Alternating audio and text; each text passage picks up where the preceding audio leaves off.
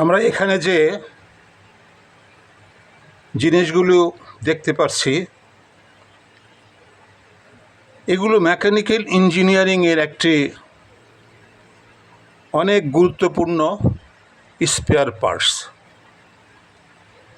এগুলোকে বলা হয় ক্যাম।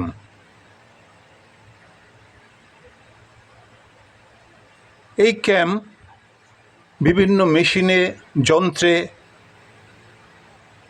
অনেক গুরুত্বপূর্ণ পার্টস হিসাবে কাজ করে। কোনো অটোমেটিক মেশিন যা অটোমেটিক কাজ করে, এছাড়া বিভিন্ন মেশিনে, যন্ত্রে এবং গাড়ির ইঞ্জিনে এই ধরনের স্পেয়ার পার্টস ব্যবহার হয়ে থাকে। আমার হাতে যে পার্টসটি রয়েছে এটাও একটি ক্যাম।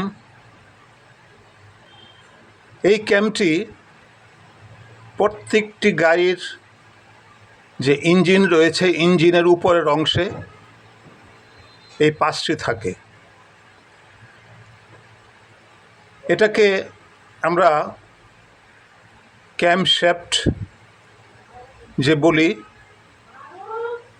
এই ক্যামশ্যাফটে এই ধরনের ক্যাম ব্যবহার হয়ে থাকে।